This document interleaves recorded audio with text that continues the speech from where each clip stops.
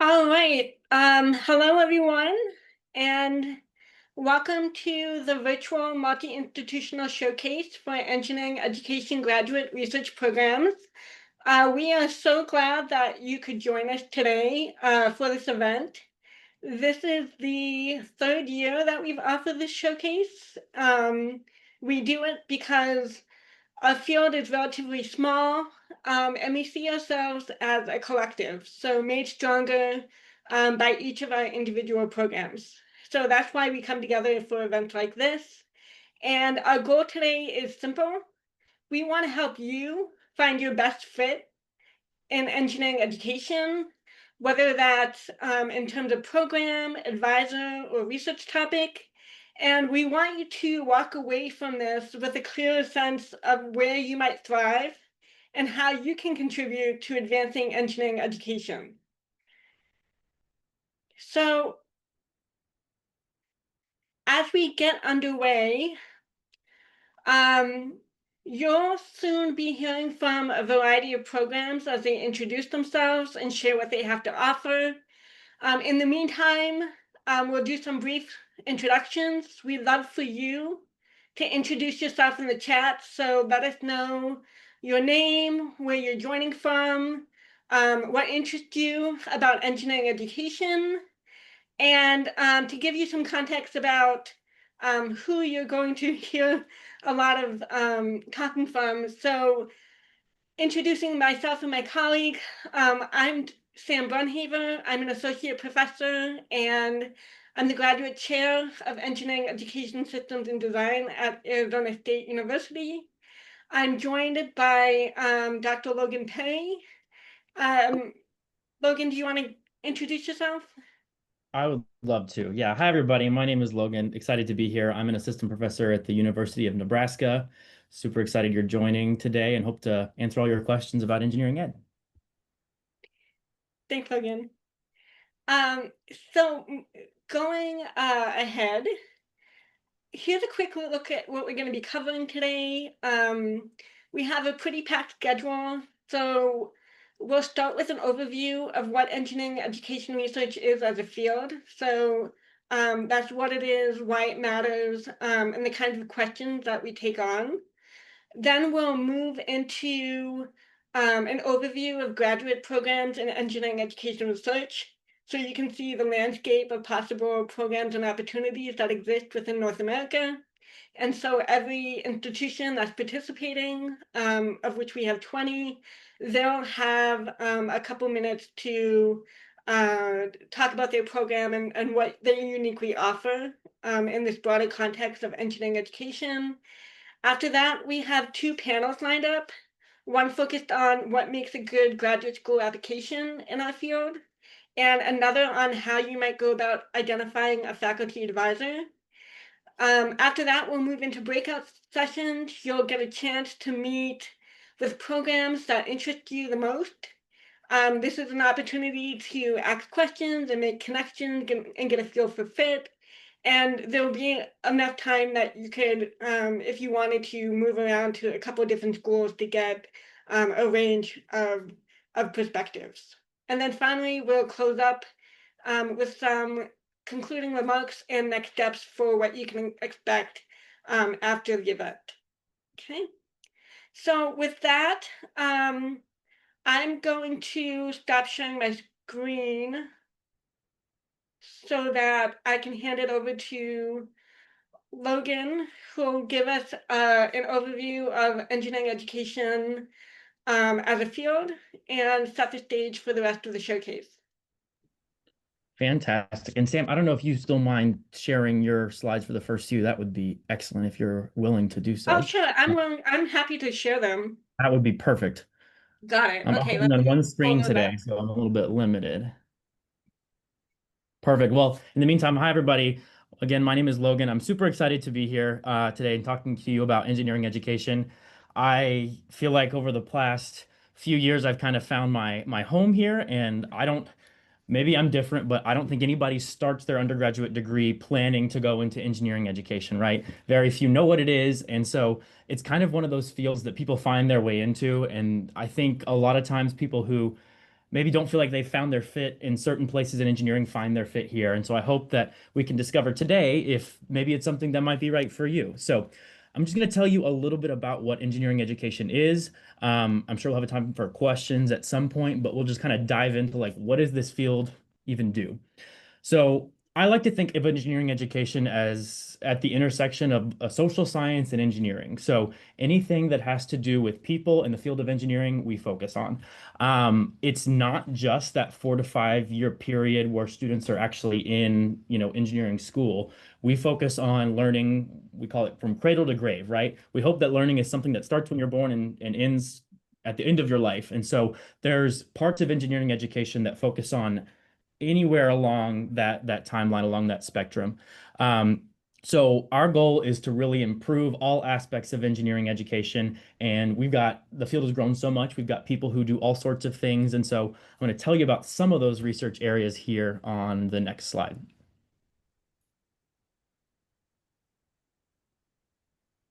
So I think we've got a little word cloud here, and there are all sorts of things that people in this field do. And I think the thing that's exciting to me is that it's continually growing.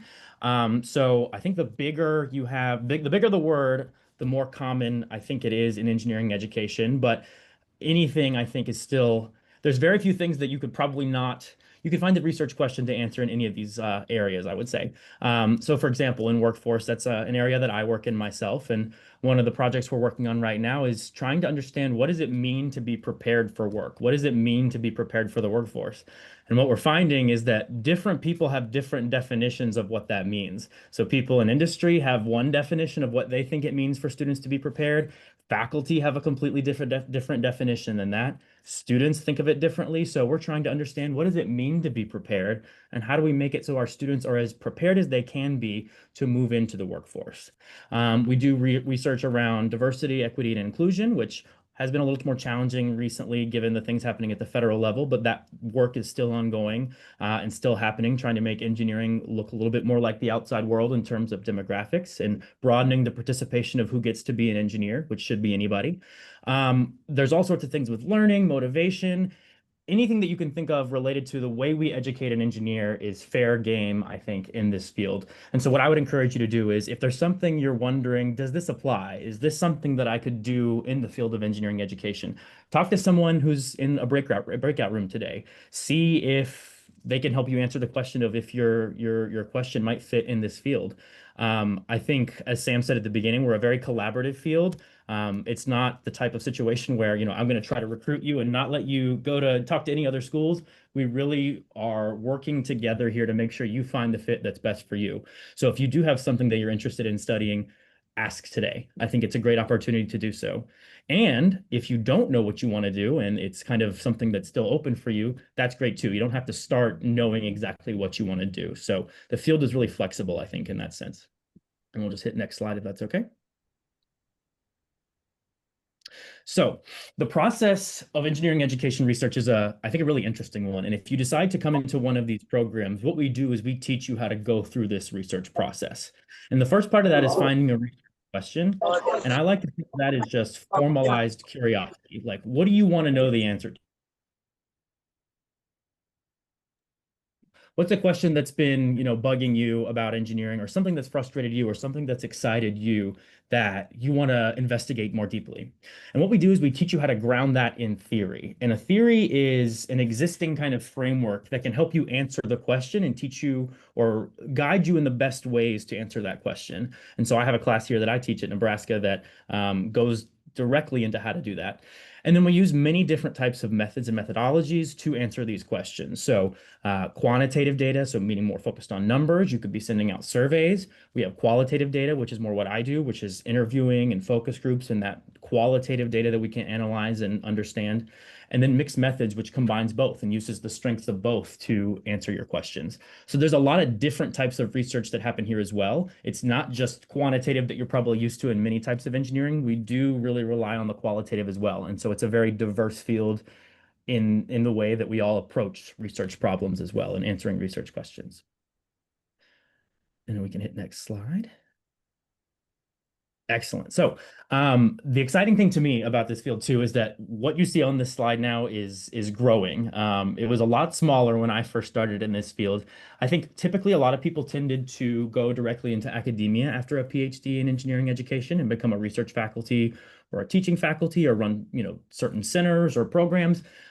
It used to be very academically focused, and a lot of people still do go into academia. But what's exciting to me is that we're starting to see people go out into industry and out into the public sector. So, for example, I've seen and had friends that have gone into work in museums, right? Coordinating exhibits to help figure out what is the best way we can educate people on what we want them to know from this exhibit. They can go work in policy. You can go work in corporate companies that maybe have an education division and help figure out how to train people in their engineering roles. There's all sorts of things that you can do with this degree. And I guess I would encourage you in if there's something that you have in mind, like there's an end point or a goal that you know you want to pursue, talk to a couple people in the field and say, this is what I'm going to do. This is what this is my goal.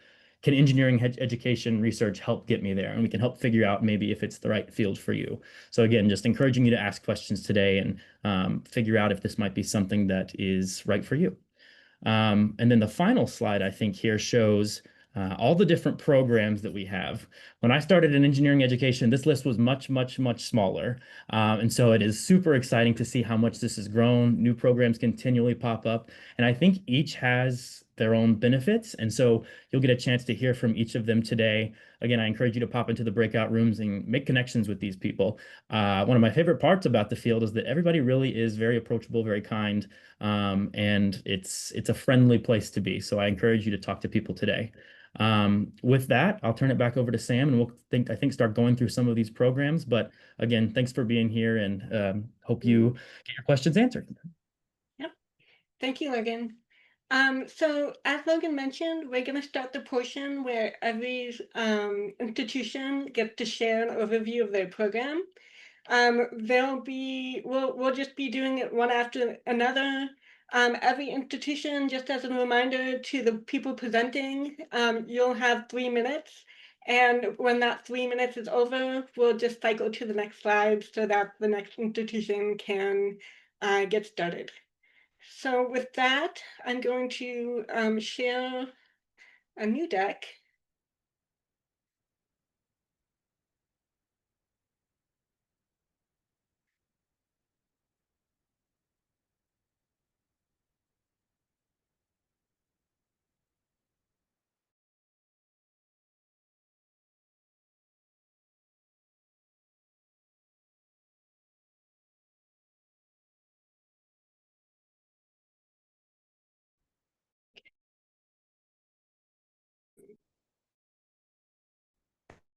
In alphabetical order.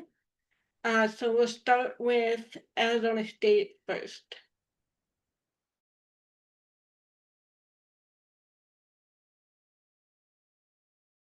Logan's right, and that we're very caring and collegial community. But I'm here representing Arizona State University. I'm a professor here.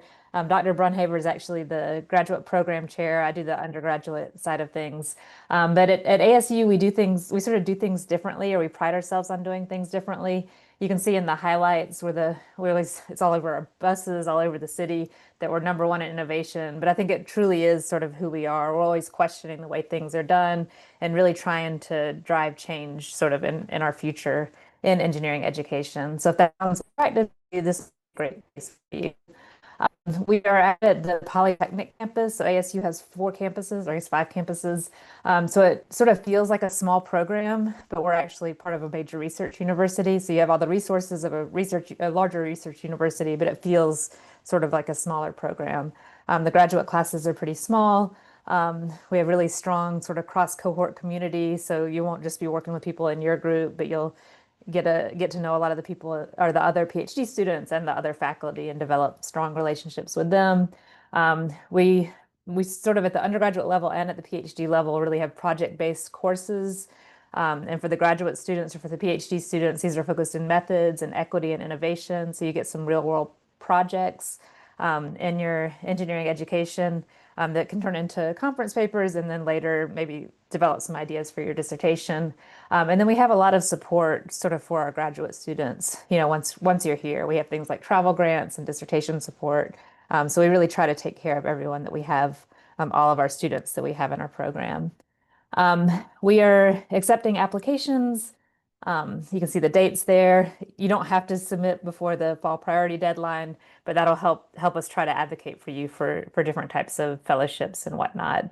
And we have two faculty that are recruiting currently, Dr. Patterson and Dr. Brunhaver. So if you want more information from them, just let us know and we can connect you. And I think that's it.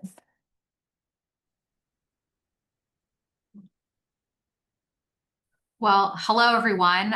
Greetings from upstate New York. I'm from Cornell University. My name is Allison Godwin, and I'm an associate professor in chemical and biomolecular engineering at Cornell.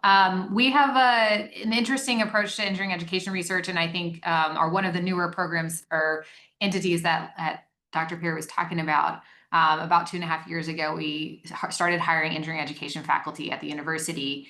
And our program is completely embedded in departments. So I'm fully in chemical engineering, and I have colleagues you can see across the bottom of the page there in biomedical engineering, operations research, and information engineering, and systems engineering. And so what you would do to apply to our program is actually apply to one of our specific disciplinary programs, whether it's in BME, CBE, or systems engineering. They all have slightly different deadlines, so please check out our graduate school webpage for that information. But you would earn your PhD in those traditional engineering disciplines while doing engineering education research. And so there are some core curriculum and milestones for each of those departments that you need to follow. But the coursework at Cornell is quite light. So I can speak for the chemical engineering context and say that we have 3 required graduate courses in chemical engineering fundamentals. But then there's 3 electives that we have graduate coursework in engineering education for. So in research methods, in foundations in theory, and in applications to teaching and curriculum design. Other departments have even more open or flexible curricula, but on average, students take about 5 to 6 courses as a requirement for the PhD, and most of the time is spent focused on research. Additionally, we're not just the engineering ed folks you see on this slide, but we actually have a much broader and amazing discipline-based education research community across arts and sciences and agricultural and life sciences. And so we've got faculty and their research groups in all of those spaces, which we meet with on a weekly basis to have a broader community of well over 20 researchers from undergrads to grads to postdocs and faculty. So it's not just a handful of folks, it's actually a pretty awesome and vibrant community that's highly interdisciplinary at Cornell. And a lot of the work that we do, because it's discipline-based and engaged in departments, actually focuses on direct impacts in classrooms immediately or rather quickly, in addition to opportunities to explore more kind of fundamental or theoretical types of questions. So you can see the research focus areas here on the right-hand side of the slide. Our all contact information is all here. Everyone is potentially recruiting depending on funding. So that is kind of the big caveat there. If your department is outside of these areas, please also contact us. It's possible to make pathways in other departments, but it requires some logistics work up front before you apply. And if you are accepted at Cornell, we do offer 5 years of funding guaranteed. That might be made up between teaching assistantships, graduate research assistantships, and fellowships. So happy to answer any additional questions if you have them. And with that, I'll pass it back over.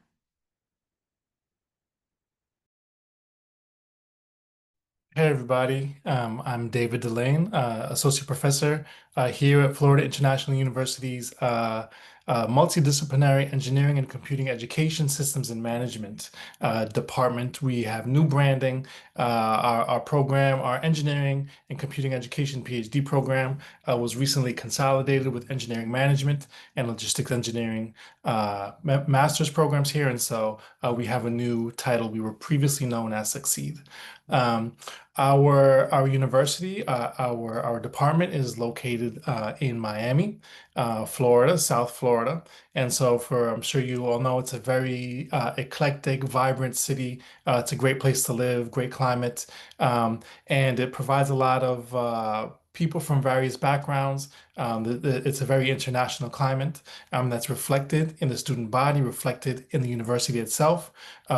In terms of number of engineering graduates, engineering degrees, FIU was ranked #1 for Latina graduates and #5 for Black undergraduates completing their engineering degrees nationwide. It's also #5 nationally for social mobility. And we'd like to share that because it really provides a context for understanding our work. We really try to situate our research, situate the work that we do within Miami as a region and within our student body and the population and demographics that you can find here. On top of that, approximately 50% of the undergraduates are Pell eligible and 50% are transfer student, alongside a very international student body. And so that really just kind of goes to show that we're really trying to connect with the public here, and we're really trying to do impactful research, impactful educational innovations to really serve the community down here. In addition to being the Engineering and Computing Education PhD program, FIU has a university-wide center. It's called the STEM Transformations Institute. And that's exciting because it positions us to work alongside and collaborate with DBERS, discipline-based educational researchers from around the university, bio, chemistry, physics, math, etc. We meet with them regularly. We get to engage and collaborate with them, which gives us a nice inter and multidisciplinary flair to our research and what we do. I mentioned that we've recently merged with engineering management and logistics, engineering master's programs.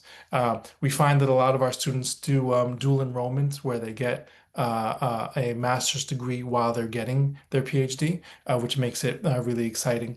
Miami is also home to lots of big industries, lots of big businesses that fits into the engineering management and engineering logistics kind of avenue. Beyond that, I mentioned that we really seek to support South Florida's both the educational, computing and engineering systems and industries.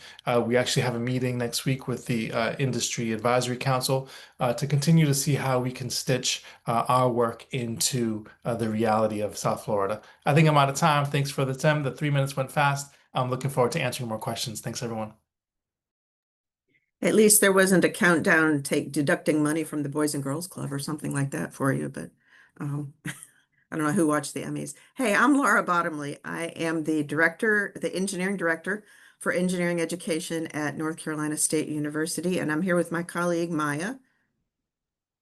Hello, everybody. Great to be here. We offer at this time 2 degrees.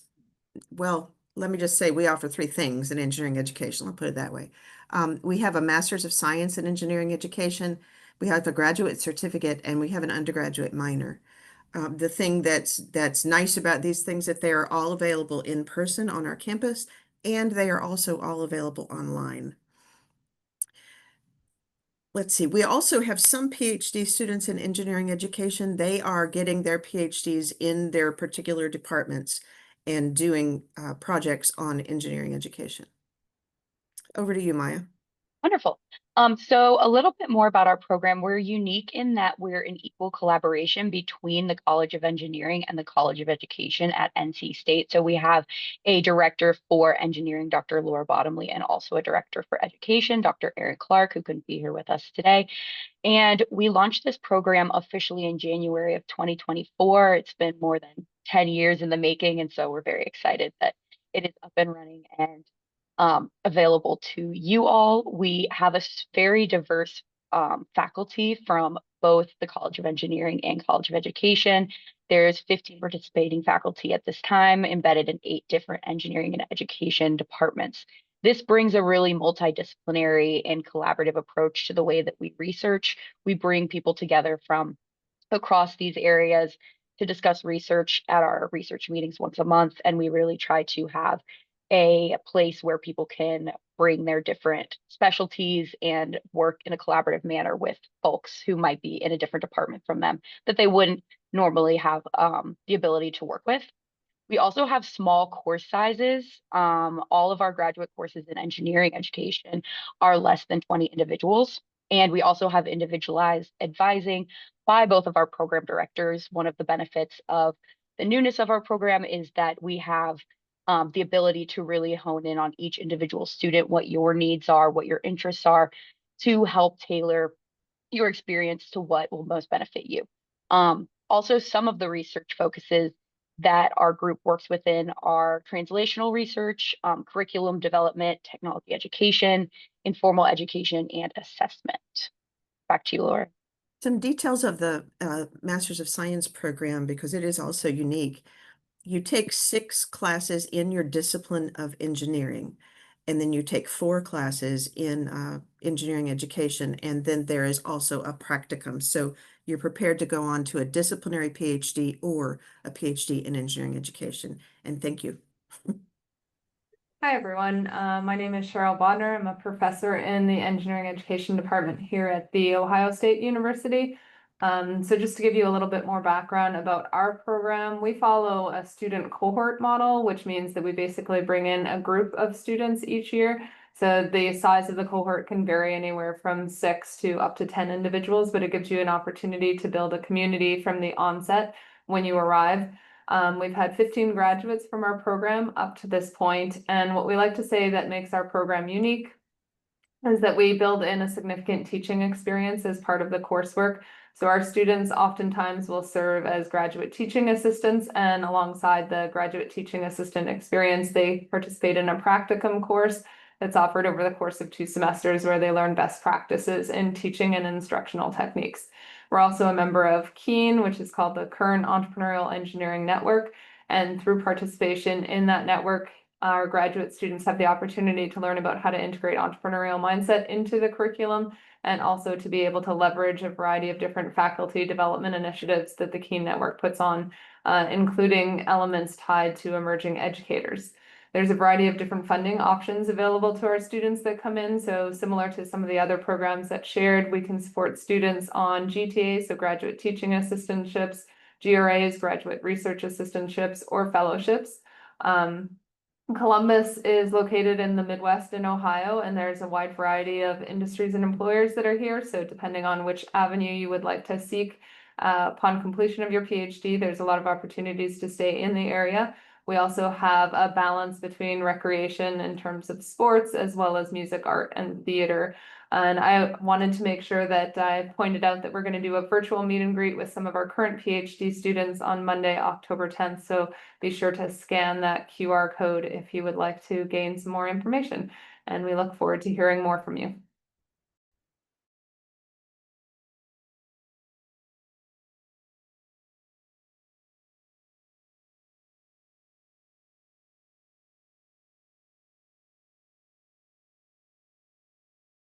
Good afternoon. I'm Şenay Purser, and in the School of Engineering Education at Purdue, we have 14 tenure track faculty, and I am one of them, the faculty as well, leading our graduate programs. We have among our faculty, depending on the landscape of funding, who is recruiting changes, but typically there's around half of them are actively recruiting and with funding. We also have a very vibrant graduate student body, currently 67 active PhD students, and they provide great peer mentoring and a nice, well-connected community for all of our graduate students. We have a range of research areas. I listed them alphabetically here, and it ranges from those who are working with microelectronics, AI space, from assessment, access, belonging, ethics, design, global engineering, empathy. There's a large number of folks who are working on workforce development as well. So there's a large range of research connections, topics available. We also have from the university recruitment fellowships that are really impactful. We have a couple recruitment events coming up. The QR code will take you there. Our on-campus event is in October 16 and 17. There are also virtual events, and one of them is led by the college, and that one comes with an application fee waiver as well. Our deadline is December 1st, and that deadline is important for fellowship considerations. And finally, we have direct advisor matching, but also an explorer pathway for those, and we discussed that based on the needs of the students and funding available. I will put the list links in the chat.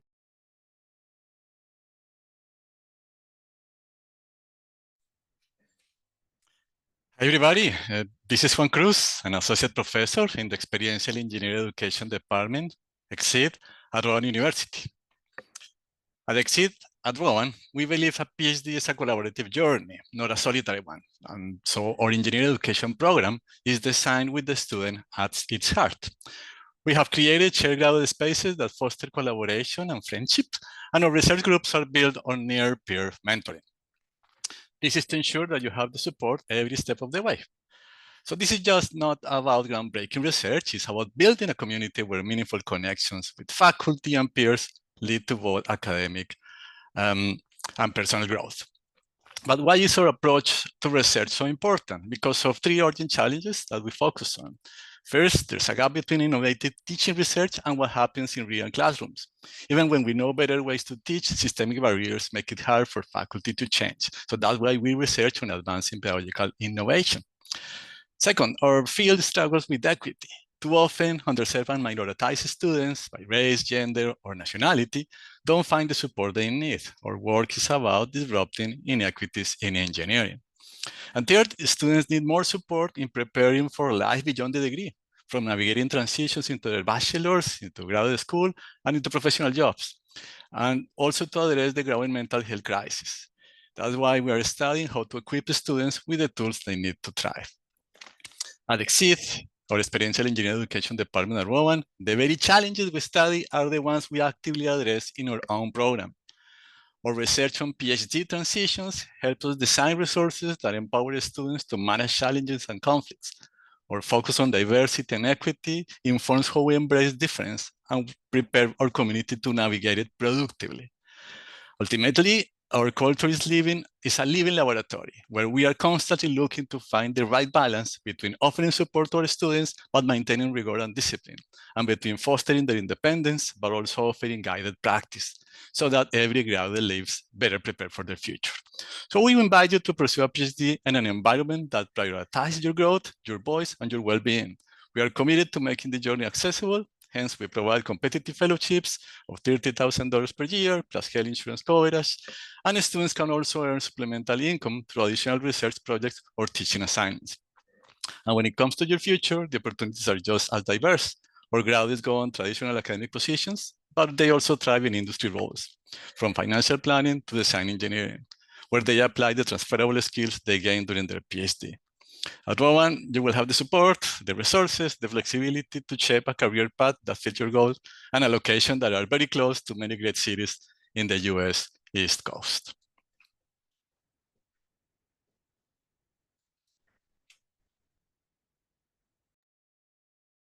Good afternoon, everybody. My name is Angie Dunn, and I'm the Graduate Program Coordinator for the Department of Multidisciplinary Engineering at Texas A&M University. We offer a PhD in interdisciplinary engineering with a specialization in engineering education. We also offer a Master's of Science in the same thing. We have a very flexible degree plan where we have designed specific courses for engineering education, and then we have you take engineering courses in your discipline. Because we not only want you to know how to teach, we want you to be able to teach a particular area of engineering if that's what you choose to do. Then we have electives that you can take with the College of Education. We have specific areas in the College of Ed that are focused on teaching. As part of your application, you will have to have faculty commitment to be your chair. So anything that you encourage to reach out to faculty to start that conversation about becoming a student here, and that will be part of the application process. We offer the university, of course, is a very large research university, and so there are ultimately, there are some fellowships that are available, and most of our faculty do offer some sort of funding, but that does depend on each independent faculty. Our student cohorts can join the the Institute for Engineering Education and Innovation, the College of Engineering, and there are many opportunities for mentoring, research support, and study spaces across the campus.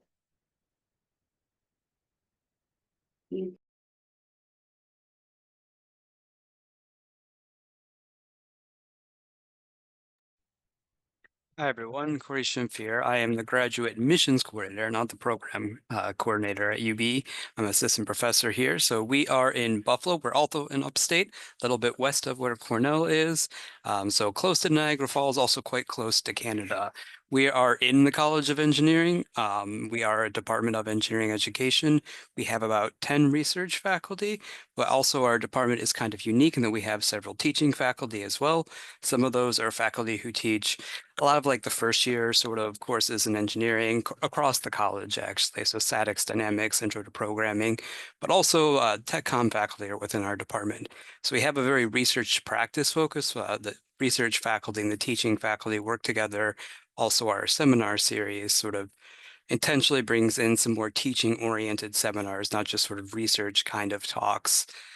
In terms of our research themes over here on the upper left, kind of main research themes, learning experiences, pedagogical innovation, systems and institutions, kind of at different scales, looking at students' experiences in the classroom, thinking about different ways to engage in pedagogical innovations, or as Logan was talking earlier, anything to do with human systems is kind of where our third level is.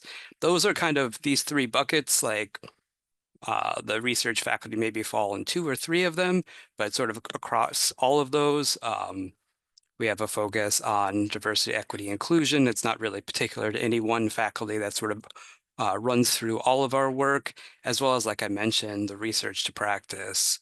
In terms of funding, we do also have a system where we try to match you with a faculty coming in, depending on students' interests, as well as availability of funding. We do guarantee 4 years of TA-ship that could convert into an RA-ship. That depends on funding and good matches or people you're interested in working with.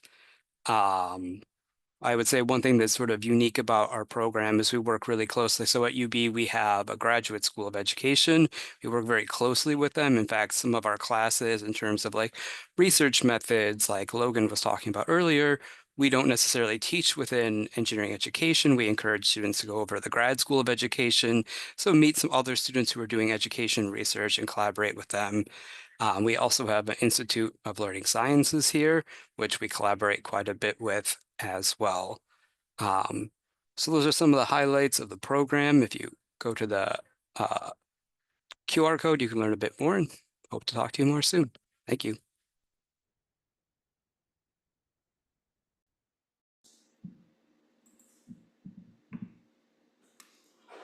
Hi, everybody. I'm David Reaping. I'm an assistant professor at the University of Cincinnati. So I'll tell you a little bit about where we're at as a department right now. So our program is about 5-ish years old, depending upon when you count when all the approvals went through. So we're at a pretty solid point where we're at a steady state of, depending upon how you count them, between 15 and 20 students, mix of full-time and part-time. Selection of our most active faculty are here, some of which are teaching faculty. So our department was born out of a service to the rest of the college to teach our first year courses. We still do that, but now we have a graduate program on top of it.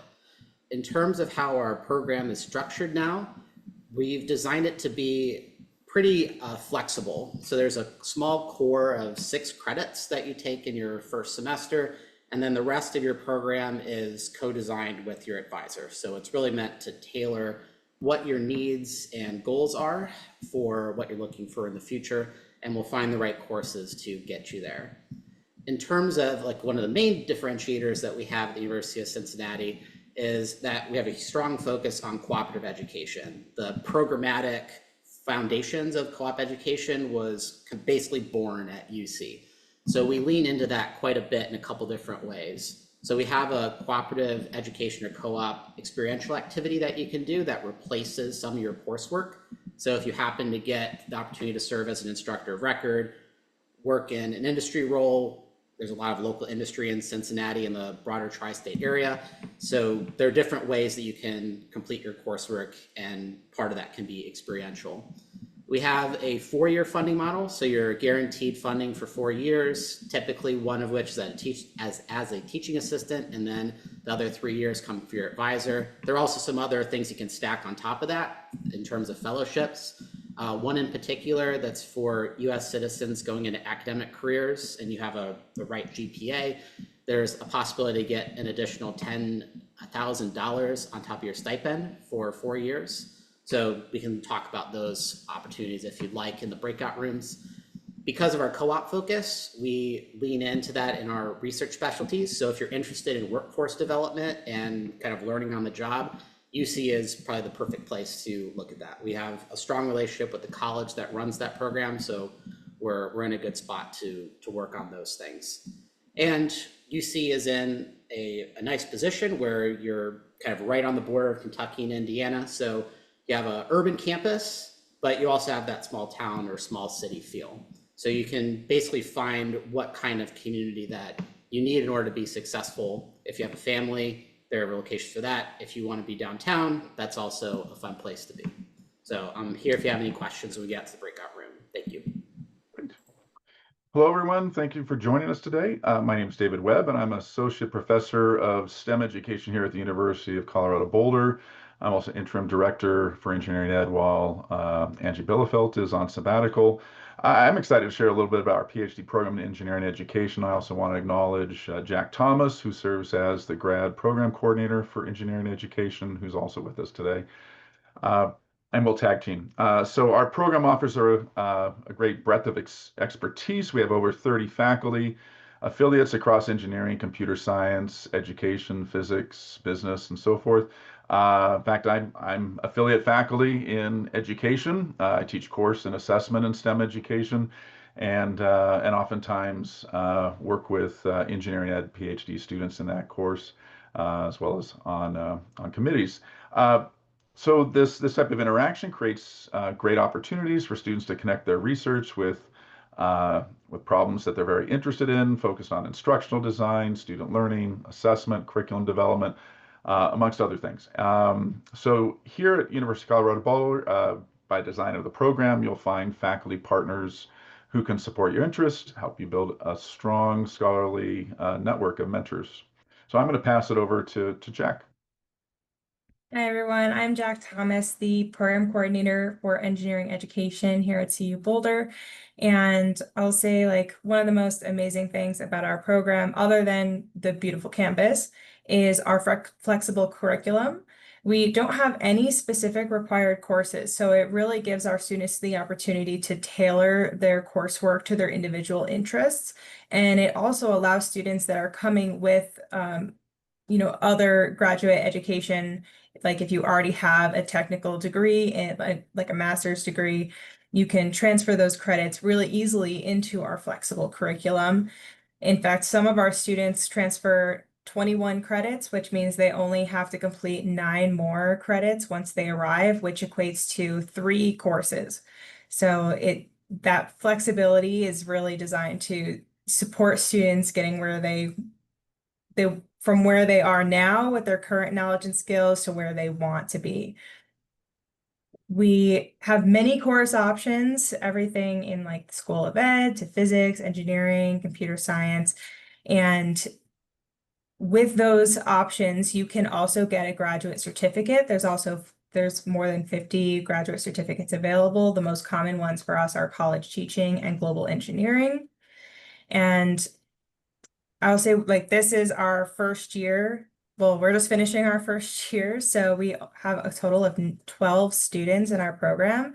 And, as of today, I think we have our first graduates starting, first cohort graduating in this upcoming spring. So, so I'll pass it off, but please email me at that email address that you'll receive if you have any questions about our program. Great. Hi, everyone. I hope you can hear me. My name is Dan Berkey. I am the graduate director of the Engineering Education PhD program at the University of Connecticut. I'm also here with my colleague, Davis Shakan Hurtado. Davis is going to be in the breakout rooms a little later. So we also are a relatively new program. We started in 2024, and we have welcomed cohorts in the last 2 years. See some pictures of them there. We also have 12 students currently in our program across a wide range of different areas. We are currently also a discipline-based or a DBER model. The Engineering Education PhD program sits at the college level, but all of our faculty are embedded in different programs. So we have faculty that are in currently chemical engineering, civil and environmental engineering, biomedical engineering, also looking to grow in the future. We also currently have a direct admit model, so we're really encouraging students that are interested in working with some of our faculty to reach out to those faculty and talk to them about their research interests within the College of Engineering. Our degree is a PhD in engineering education at the college level, and we have 3 different tracks depending upon what students may or may not be interested in doing post-graduation. There is an engineering track for students that might be interested in working at the university level in a traditional, more faculty-focused role, which will have those students taking some more graduate level courses in an engineering discipline. We have a real research methods focused specialization, which is in partnership with our really excellent NEAG School of Education, where students can get really deep into a variety of different educational research methods courses, depending upon where their research takes them. And we also have an individualized track where students can take various graduate level coursework across the college and across the university based upon their individual research needs. We have both teaching assistantships and research assistantships available depending upon the individual faculty member. And if you don't know where we are, University of Connecticut is located in beautiful Storrs, Connecticut. You can see it in my background here. It's quite a bit rural, but we are only about half an hour or halfway between New York City and Boston, about 2 hours from each. So it's pretty easy to get to both if you're interested in a big city, as well as living out here in beautiful Storrs.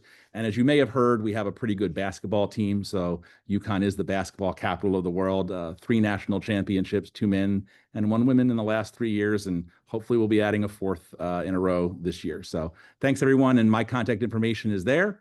Feel free to reach out to myself or any of the faculty on listed here if you have questions about our program. Thanks so much.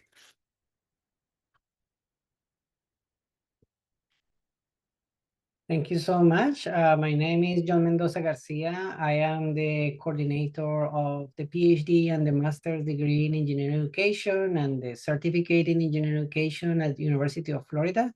We are part of the College of Engineering, and we have the possibility of working. I mean, we have here 24 faculty. Out of those 24, we have 3 that are tenure track, 2 that are tenure already. So we have the idea that we, as faculty who are, I mean, I am not a tenure track faculty. So what we do is we teach the core courses in engineering, and tenure track faculty also, but they also do research. And what is interesting in from our program is that we have direct connection with the practice. So we had an experience called research to practice experience and different professional trainings in the school.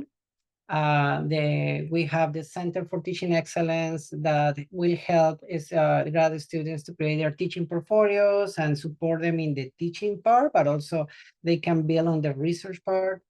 We have, as we said, the possibility of certifications, master's degree, and if the students are in the PhD, they are going to be funded for the whole time they are here. They have to be accepted into the program, and then there should be a faculty member who is willing to fund that student the whole program, and it will be there.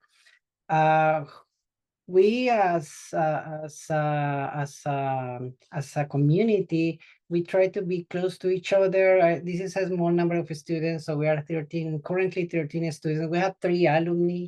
Our university is focused on right now in growing the knowledge on artificial intelligence. And we, in the Department of Engineering Education, have found that that was also a priority from us in the teaching side, in the research side. So we are working on that as well. We have the reason that we have like different ways to work, different faculty. We have last time in ASWE, we had like 55 papers there. So that's something that could be could show like the strong connection students and the faculty in the different, not only the faculty in the tenure track, but also the faculty with other interests there. We have our chair is Idalis Villanueva, our associate chair Curtis Taylor. We have 4 faculty who are actively receiving funding, working to get funding. So Dr. Cruz Castro, Dr. King, Dr. Weisom, and Dr. Rivera Jimenez. And that's our program. I hope we can join in the breakout rooms. Thank you. Hi, everyone. I'm James Huff. I'm the graduate director from the University of Georgia, and I'm thrilled to be here with you all today. The Engineering Education PhD program is situated inside the Engineering Education and Transformations Institute, what we call EETI, EETI. EETI has been around since 2018, and the College of Engineering has only been together as a college since 2012, which has been really exciting. It's grown very fast in the state of Georgia and in the southeastern United States. And with it being a relatively younger college in the United States, there's been a very strong embracing of engineering education research as something that's very valued in the College of Engineering. The engineering education faculty, all 8 of us, are located on the 2nd floor alongside our grad students in a spacious work area that includes a lounge and free coffee. So it's an exciting place, and in addition to collaborating with each other, we have a good collaborative connection with our faculty and grad students across the entire College of Engineering. We have faculty recruit in a number of research areas, including accessibility, identity, and culture, mental health, using all types of research methods, qualitative, quantitative, and mixed methods. And we offer flexible curriculum and full funding to every PhD student. ED, the Engineering Education PhD program of ED, is in Athens, which I think is a tremendous perk. I just came back from lunch and I had this homemade tofu on focaccia that was barbecued. It was like Southern, but vegan, super cool, super craft. And you should be here with us. But more than that, we are a deep community that cares deeply about each other. I can answer a lot more questions about the specifics of our flexible offerings and full funding in the breakout room. But I also invite you to register for the virtual open house next month, October 21st. We have 3 active faculty recruiting, and we anticipate there will be more. So we invite you to join us here at UGA, and I will return the time. Thank you. Hi, everyone. It's really great to be here. Thank you for the invitation, and thank you for joining us today.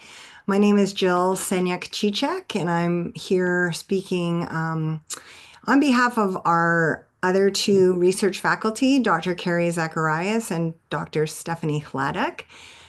We are a very small engineering education research program located in Canada in the University of Manitoba, Price Faculty of Engineering, which is located in the city of Winnipeg, and we're the longitudinal center of Canada, if you don't know where we are, Prairie Province. We have a graduate specialization in engineering education, which we offer through the Department of Biosystems Engineering. We offer this specialization at both the master's level and the PhD level. We have about a 4-year program for PhDs. Both programs, students take 4 courses, and we do provide options to look at courses that suit your individual program of study. We're a small program, as I said. We're unique because I guess I would say we're offering, we have PhD students and some of our faculty working in what we would call community engagement and relational technology. So we have a large Indigenous population in Canada, First Nations, Métis, and Inuit, and we're looking to engage with community practice and participatory action work with these communities. So that's something unique in our program.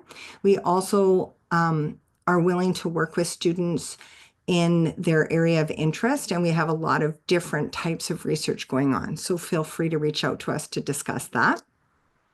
Another thing that's unique to us is we're actually the first program of engineering, or sorry, the first department of engineering education in Canada. So we're very proud of that.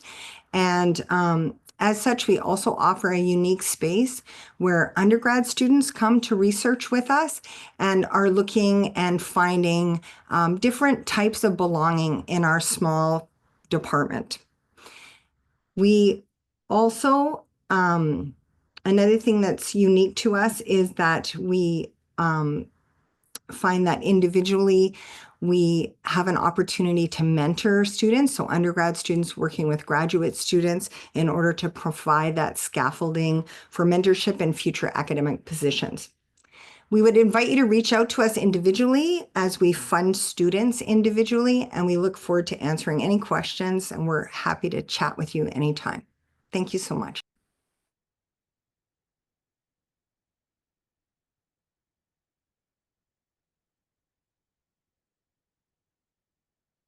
Let's try that again. Good afternoon. My name is Joy Mandisa, and I'm an associate professor in industrial and operations engineering, and I'm the director of engineering education research here at the University of Michigan. Our program consists of 7 tenure track faculty embedded in engineering departments, and we conduct engineering education research in the areas of student success, creativity and design, engineering learning, student mental health, ethics in engineering, mentoring and professional development, and the engineering workforce as some examples.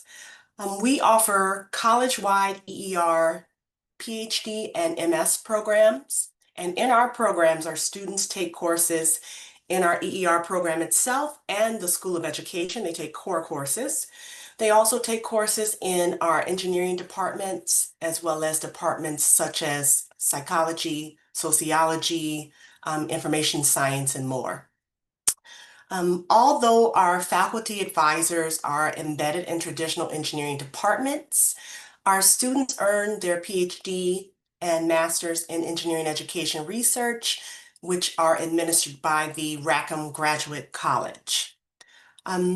Our PhD students are guaranteed 5 years of full funding if they do not have a master's, and that's typically funded through research or teaching assistantships.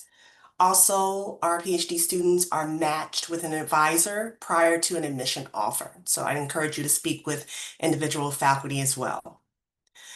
Our graduate student community participates in several community building and social activities in lovely Ann Arbor here in the Midwest.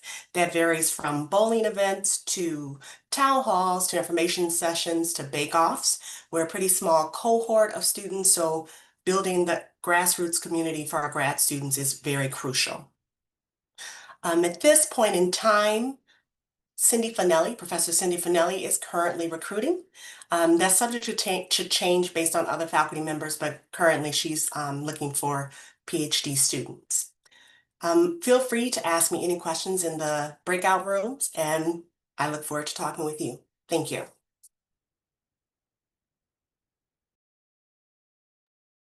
Hi, everybody. This is Logan again. I'm pulling double duty today as the grad co-chair and the representative for the University of Nebraska. I guess I'll start by saying Nebraska is not just corn. A lot of people think that. We don't hold classes in the middle of cornfields. I've gotten that before. We might one day, I don't know. But we are in the city of Lincoln, which is about a 300,000 person city. It's a sanctuary city, so it's quite diverse. And so it's not exactly what people necessarily expect when they think about Nebraska. But we thank you for the corn emoji, Hayden. But it's a strong community. And I had actually never been here until I came looking for jobs and have fallen in love with it. So really, really enjoy this community and the people here. So like many of the programs mentioned before, we are also a discipline-based education research program, or a DEBRA program, which means, like everyone has said, we are embedded within our units within the college. So Dr. Heidi Deefus-Dukes is in biological systems engineering, Dr. Grace Panther is with me in civil engineering, and we have Dr. Jessica Daters, who is in mechanical engineering.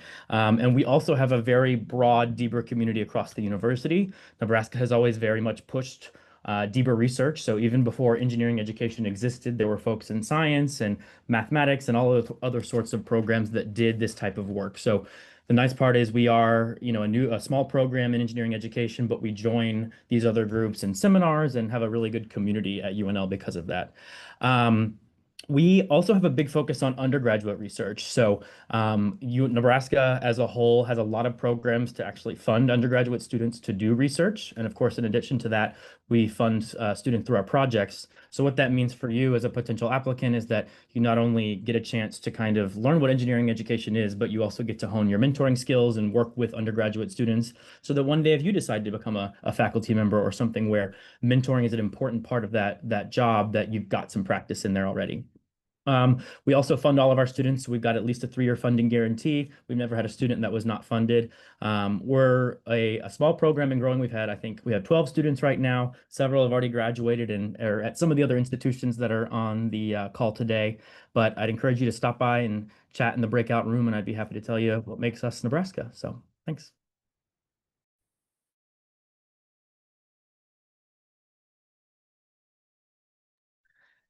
Hi, so I am Cindy. I'm here from the University of Toronto. I'm an assistant professor in our, not quite a department, it's a extra departmental unit called ISTEP, so the Institute for Studies in Transdisciplinary Engineering Education and Practice. We were going to go with ISTEEP, but it sounded a little bit too much like tea. So University of Toronto is located on the traditional land of the Huron-Wendat, the Seneca, and the Mississaugas of the Credit. And then positioning us compared to some of the universities that have been here, we're like northwest of Buffalo, southeast of Winnipeg, and like due north of the rest of you pretty much. Let's see. Our program is a specialization right now. So kind of like NC State, actually, we build on a partnership between faculty, both in education and in engineering, and the admission processes are different. So for education, the deadline is November 3rd, 2025, apparently at 5 p.m. Eastern. And if you're entering through engineering, it actually differs depending on the program. The earliest is January 1st, and the latest is February 1st. But prior to any of those entry points, you're really encouraged to speak to one of the faculty members.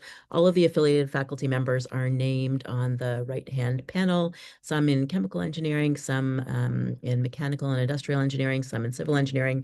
And then through education, we're located in 2 departments: curriculum studies and teacher development, and also leadership, higher, and adult education. I don't know, in terms of what makes us unique. I think what makes us connected, like we also grow corn, but aren't defined by it. We also have tofu. I think the connections are,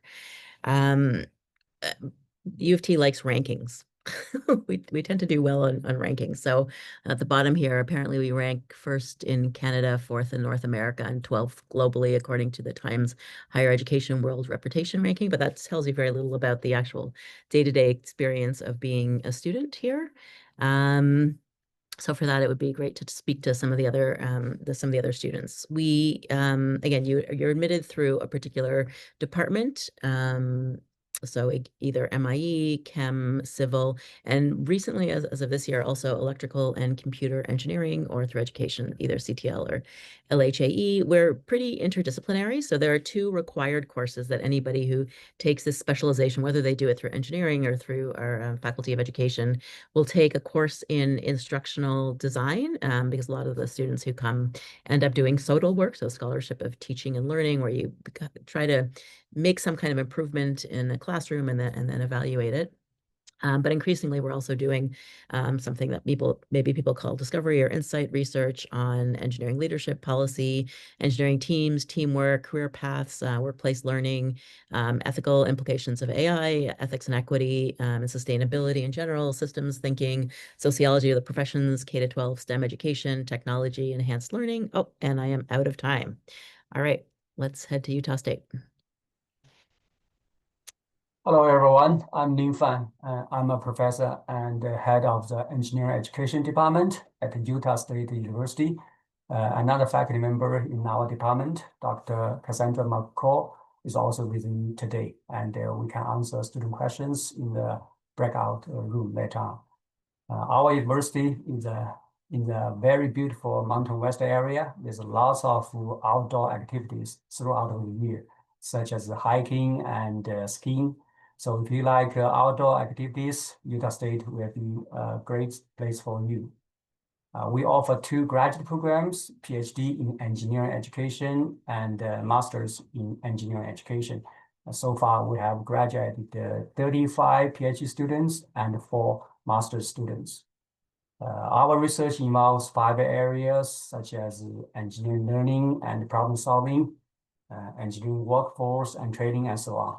At the top of this slide, I list our department website, ed.usu.edu, where you can find more information about our department and the research. Our students work very closely with faculty on research projects. We provide students with teaching and tutoring experience, both inside and outside the engineering classroom. Our students also actively engage with local, regional, and national community through the SWE, Student Club, Society of Women Engineers, and so on. Because our student-to-faculty ratio is low, we have intensive faculty-student interactions inside, outside the classroom. We provide travel funds to support students' travel to professional conferences, such as SEE annual conference, to present their research. One of the most important things I would like to highlight is our student employment rate is 100%. 70% of our alumni have secured university faculty positions compared to the national average of only 10%. Half of our grad students are domestic students, and remaining half are international students. You are welcome to apply for our PhD or master's program. We provide students with between 2 to 4 years of financial support, including monthly stipends, tuition waivers, and 80% of health insurance. And living cost in our town is kind of relatively low. So if you have any questions, feel free to call us at this phone number at the bottom of the slide, or you can send us an email. Thank you for your attention.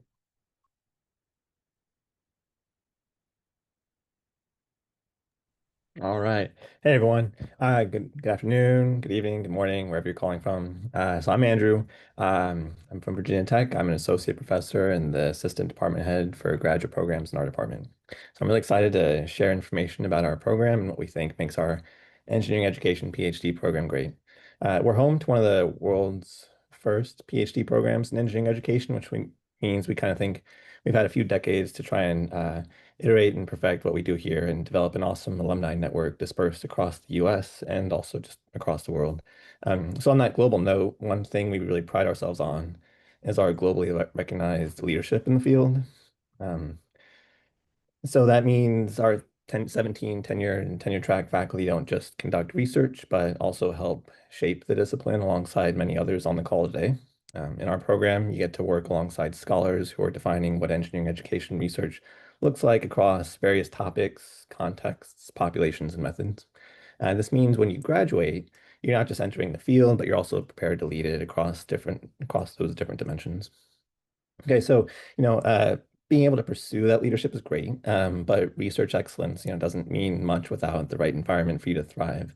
And that's another thing that we've really worked hard to build over the last few years and over the last couple of decades, for that matter. And that's a supportive community of collaborative, grad students and faculty. Our cohort model means you'll enter with around 8 to 12 peers who become part of your research family. Of course, you'll also have peer mentoring with senior students, close mentorship with our faculty, active interaction with our ASW student chapter, and then regular opportunities to collaborate with faculty across not only our department, but also across the college and university.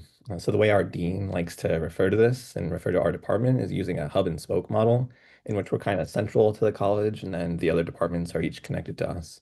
The great thing about that is that that enables us to work across disciplines and implement research-based change at scale. It also allows you as a student to maintain connection to your home discipline so that if you do want to be pursuing a tenure or tenure track position in that discipline, let's say you came in with a civil engineering undergraduate degree and you wanted to go back into a civil engineering program after you graduate, and you sort of be able to maintain those kinds of connections.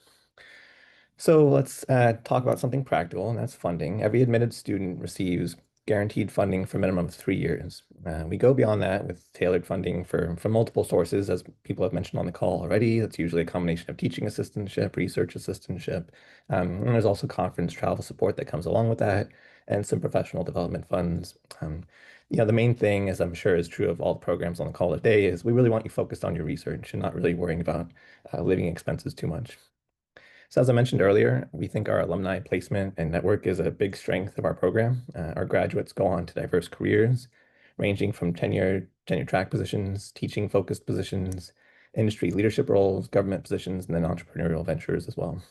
And that diversity of paths our graduates take tends to reflect just the breadth of training and opportunities we try to provide our students. So finally, circling back to our faculty and research, I wanted to mention that our specialty areas span the full spectrum of engineering education research. So from teaching and learning to organizations and systems, and then ethics and social responsibility. And that really means that you get to come into the program with the whole breadth of what you want to be pursuing. Thanks. Excellent. Well, first, I want to thank everybody so much for sharing about their institutions. I hope everybody will stick around in a second after our panels and again talk to some of the folks in the breakout room. Next, though, we do want to go ahead and start our first of 2 panels. And the first is going to focus on graduate school applications. And I'm happy to introduce Dr. Andrew Katz again, who was just speaking from Virginia Tech, and also Dr. Cassandra McCall from Utah State University. So these 2 are going to be our panelists today. I do have a couple of questions to kick us off, but after that, anybody who has a question, feel free to pop it in the chat or unmute yourselves. And again, this is time for you as prospective students to answer the questions or get the questions answered that you're most curious about. So with that being said, Andrew and Cass, I'm curious if you have suggestions or advice on what makes a student's application stand out during the review process. Thanks, Logan. Cass, do you want to? If you want to take the first stab, Andrew, go for it, and Oh, okay, I will follow up. Okay, so how about this? I've got a list of things. So I'll do one, and then you can take over. Okay, and then I can add in if there's other things you didn't mention. Okay, so one thing that stands out, I think it can make a big difference, is like a clear sort of research vision and alignment statement. And what I mean by that is like the applications that usually grab our attention pretty quickly are from students who have a clear sense of what they want to research and like why it matters to them and what their connection is to that. That doesn't mean like need to know exactly what you're going to do and how you're going to do it, but it's really just like that the general area that you want to be working in, and then seeing that there's some strong connection between that area and then something that our faculty members actually do. So for example, if you said you wanted to be working in some specific topic or on some specific topic, but we didn't really have faculty members working on that area, like that might be an instance where there's not quite great alignment. So being able to see where there's that research and alignment, I think can really make a big difference. And then of course, the way you probably want to do that is introspection on your end, sort of knowing, okay, what is it that I'm interested in? But then going through and talking with faculty, researching what our faculty do and making out, sort of trying to make connections. So if you can reach out to faculty members and have either email discussions or set up a Zoom call, that usually really helps. Yeah, so kind of similar to what Andrew was saying, in terms of that application, one thing that really sticks out when we're reviewing, and I imagine this is true across programs, no matter what program you're looking at, is really articulating beyond your passion for education. So everybody in our field is interested in engineering education. We're passionate about education. We want to make engineering education better. And so one of the things we see a lot is you get students that say, oh, I'm really passionate about education, which is great, but we want to know more about what that actually means for you. So why are you passionate about education? What's an experience maybe that informed your decision to pursue a career, or even at this point, just a degree in engineering education? And what are some things, like Andrew said, looking at faculty, research and identifying kind of what your interests are, having those interests identified and even faculty members identified. So in our application at Utah State, we ask students if they have any idea of someone that they thought about working with. And I know a lot of other programs do that as well. And one of the reasons we do that is, one, it tells us that you actually looked at the website and you actually looked to see what different faculty members do. And then also you've thought a little bit more about how you could either contribute to that or ideas that you might have off of that. You don't have to have your entire research trajectory planned out. We know that starting you might have an idea, but it's just an idea and that it will likely change. So don't worry too much about that. Also, keep it personal. We want to learn more about you in that application.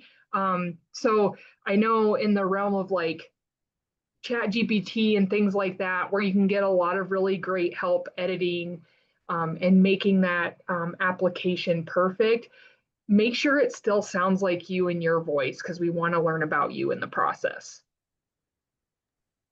Excellent answers. Thank you both so much. Is there anything to add, Andrew, or Cass, before we? Perfect. Okay. What should students avoid when preparing their applications? I can go ahead and kick us off again. So, because one of the things I had pretty much built on what Cass was just saying, which was like the generic sort of personal statements. So, try and avoid those, really sort of make sure your voice comes through. And then to circle back, and I guess it's pretty much just going to be like a broken record kind of thing. But if you can reach out, so avoid not making contact with faculty. Like, so what happens in our I don't really think I'm divulging too much special information, but what often happens, right, when you're like in these admissions meetings is people want to know, like, has the student spoken with any of us, like with any of our faculty members? Like, has there actually been some sort of connection? Going back to what Cass was saying, like, on our end, there's only so many ways that we can actually like gather information, like glean information about you all and about prospective students. And the personal statements tend to be kind of tougher to judge now because they all tend to be a little bit more polished these days with generative AI and being able to help with cleaning up the writing. And so when you're able to make that sort of personal connection through, like I said, emails or setting up calls, that can really be helpful. So avoid sort of not reaching out to us, because most faculty members, and I apologize to everyone else on the call who's a faculty member, but I think most faculty members are like usually pretty happy to like actually talk with the student who's interested in working with us. And so the last thing is, when you're making those kind of like cold emails to faculty members, avoid the generic email that's like, hi, I'm interested in your work, can we talk? Like, if you can actually sort of express more, like what about their work that you're interested in, why that person, and so on, like that can really be helpful.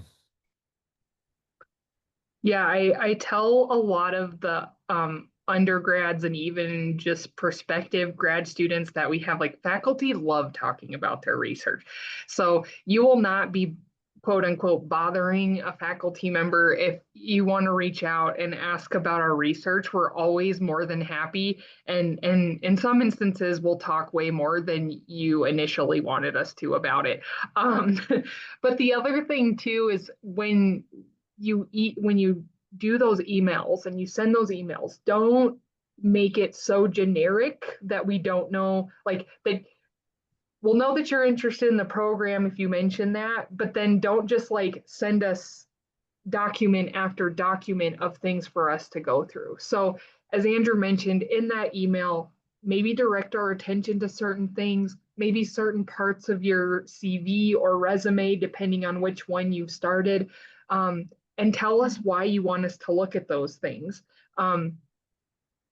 It gets pretty intimidating when you get an email from someone and there's 4 PDFs attached to it, and you're in the middle of doing all of these other things in addition to that. So giving us some direction on where you want us to look for things and things that you really want us to pay attention to, past experiences, projects, things like that, that is also super helpful. So I guess in summary from both Andrew and I for what not to do, don't be vague and try not to be generic. Give us more information about you. Excellent responses, as expected from both of you. Thank you both. I will now, though, open the floor up to anybody who might want to ask a question. Feel free to unmute yourself and ask, or put it in the chat and I can read the question either way. But now it's your time to ask anything you want. And we'll give everybody just a couple of minutes here to think of their question or write it down. Yeah, please, go ahead. I am Mamadou, so I'm doing my master's degree at the University of Cassino in Italy. So I've checked many graduate programs in some of these universities, PhD programs specifically, but most of the times I see the requirements asking for an undergraduate degree, like specifically mentioning a particular GPA requirement. I don't see like because I think generally like when like the requirement are being put, like they expect you at least to get a master's. Getting a bachelor's degree, you can get admitted directly, but it's not the conventional way, right? I think like someone getting into a PhD should get like a master's, but mostly I see the GPA requirement for bachelor's degree, like the undergraduate. I don't see the master's GPA requirement for the PhD admissions mostly.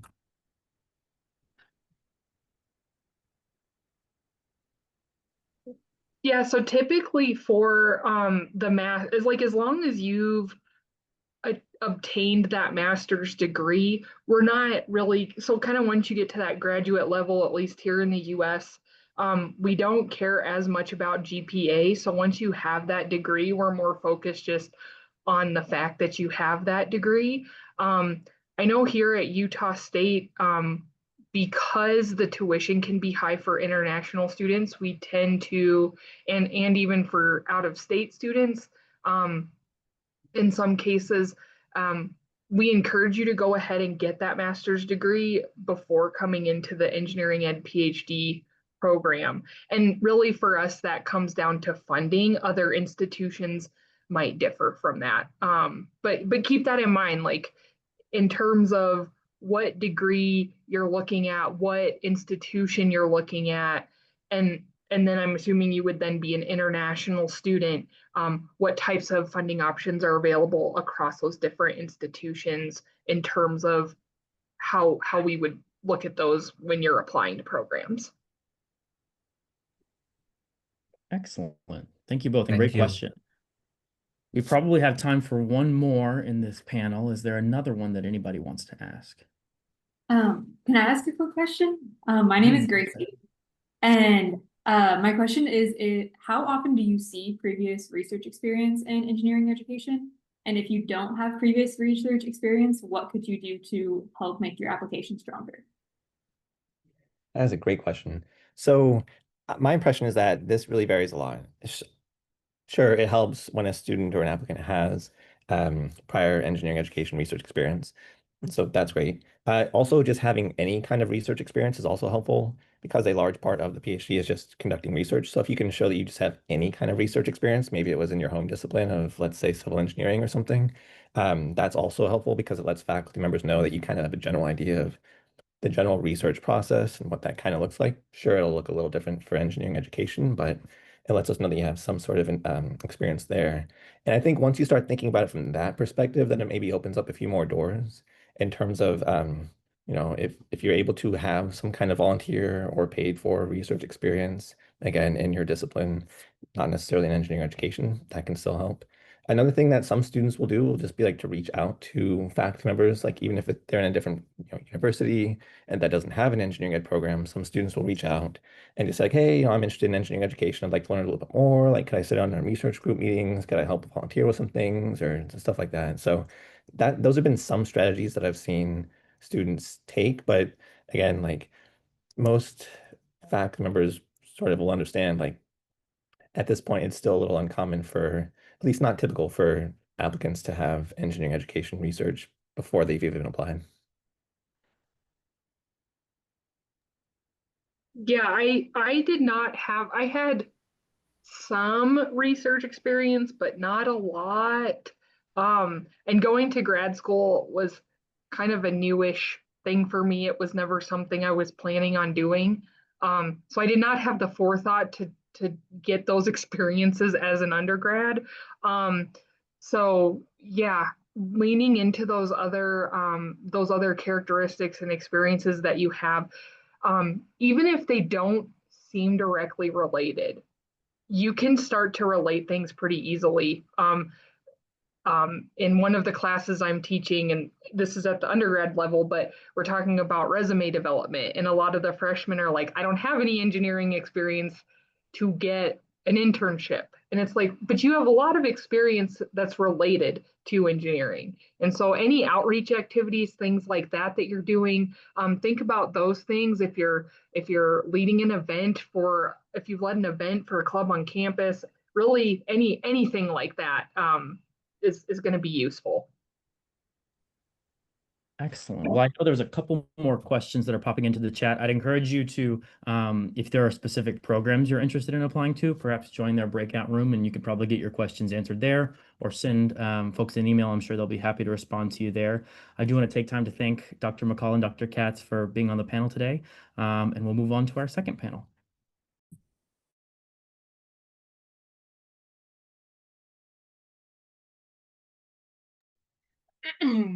Okay, so our second panel highlights a crucial part of graduate school success. So the relationship with a faculty advisor becomes one of the most important or the most important relationship that you're going to develop in graduate school. And it begins with identifying a faculty advisor that's willing to supervise your research and give you mentorship. So we have 3 outstanding faculty here today to talk us through some of the guidelines that they have in terms of how to identify a faculty advisor. So we have Dr. Allison Godwin from Cornell University, Dr. Joy Mondisa from University of Michigan, and Dr. Corey Schimpf from University at Buffalo. So thank you all for joining us and giving your time today. To get things kicked off, what would you say are the necessary steps for finding a faculty advisor?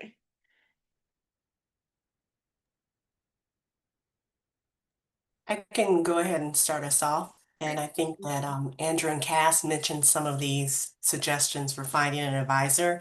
I think I always advise students to review the potential advisor's webpage and research, as Andrew mentioned, and really determine if your particular research interests are in alignment with theirs, even if they're tangential. I'm always looking for a thread.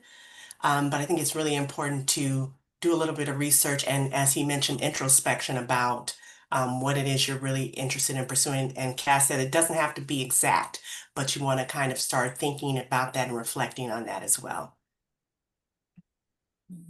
I'll add to that. I think you absolutely have to do that. And then depending on what kind of program you're admitted to, there are different models of how you get matched with an advisor. So you've heard some of those here, but some programs have a direct admit where you're matched directly with an advisor when you walk in the door.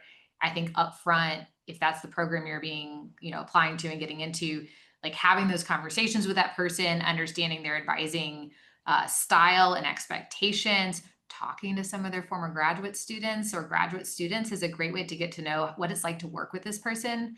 Other programs are going to give you more time to explore. So you're admitted generally, and you'll have usually a semester to get to know the faculty, what kind of research they do, et cetera. And so some of that can happen on site, but it's a great thing to start early would be my advice, and make sure you actually have a chance to talk to folks and not just think about the topic areas that you're related on, but like this is going to be a person who wears lots of hats in your life. They're a person who's often your direct supervisor if you're doing a research assistantship with them. They're a mentor who helps mentor you through your career and your future. And they're an advisor to help you get through the milestones and degree requirements as a part of your program. Is this someone you want in your corner for all of those activities? And are those things aligned? Because I've seen a lot of conflict happen where folks have similar research interests but haven't really talked about all the other details. And that's a really important step as well. Yeah, I'll just echo what Allison's saying, that there's a balance there. There's definitely, like Joey was mentioning, there's a match in terms of research. Like there's some shared interest there, but there is also like this is someone you're going to be working with for a long time. So similarities in terms of just working style, expectations. Those first, if it is a program that is kind of like you get matched with a person as you enter, like talking with them beforehand or talking with a couple potential people just to see sort of what their expectations are, and think about like what your expectations are. Even if you're not sure, you know, you're starting off, you may be unsure, but give that little bit of thought in talking with them. And that is, you know, there's I think a balance of both of those work styles as well as research interests. Thank you all for sharing those insights. Building on what Corey just shared in terms of expectations, as a prospective student approaching a faculty and trying to figure out if it's going to be a good mentoring fit, what do you recommend that a student shares about themselves?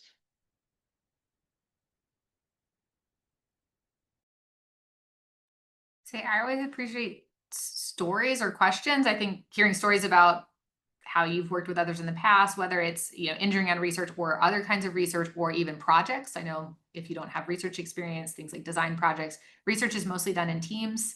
You know, your dissertation is kind of this weird exception very often. And so, you know, sharing some about your own experiences and what you would like to see in an advising relationship is a great open way to approach a faculty member. And I think it's really great when students say, what is your mentorship philosophy? What is your advising philosophy? Asking that question and having that dialogue is really great. Like my lab has an advising guide, and like sharing that with a student is a really useful way to say, like, here it is. It's like on paper, and you can kind of get an idea of what those expectations are for me and for you.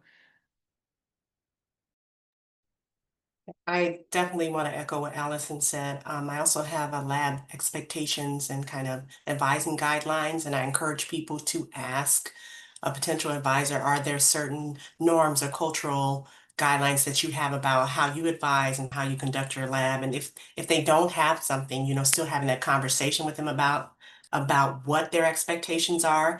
But also I think sometimes where potential advisees or mentees stop is they stop there and they say, oh, thank you for sharing that.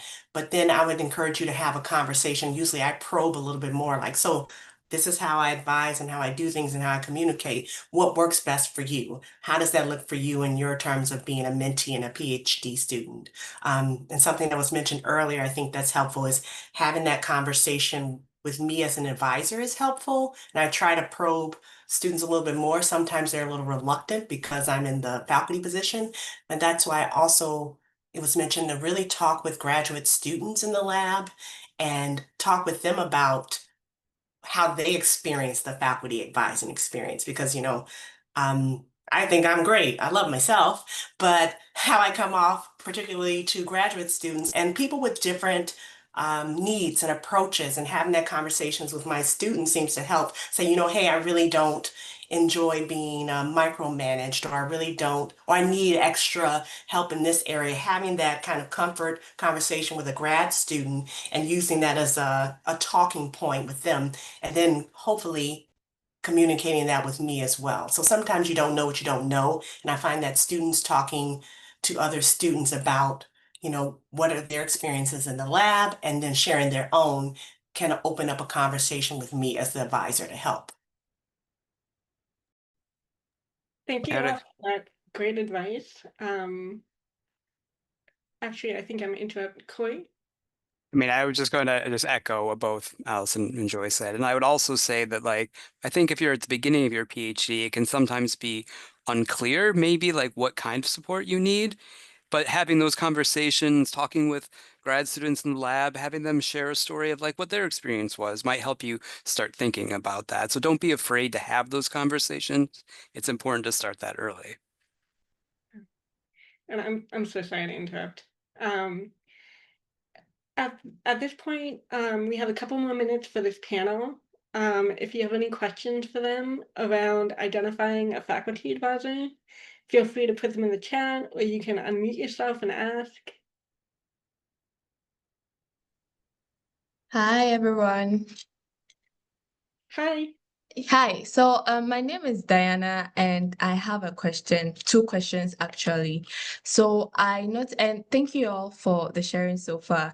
So, I noticed that sometimes the program websites don't always have like an up-to-date information on the faculty and then their research work. So, it kind of makes it difficult to tailor our message. I remember Cassandra talked about not being general or vague, but like being specific about what you want to do. But then again, you realize that the website contains like past works, and we really don't know, or I usually don't know if that is what they are still doing when it comes to their research work. So what's the best way for a prospective student to learn more about the faculty interest? And then my second question is, at times when you reach out to the faculty or the professors, it kind of takes a while for them to respond, or they may not respond at all. So what will be the best way to, should you do a follow-up, or like what should be the best way in that situation? Thank you.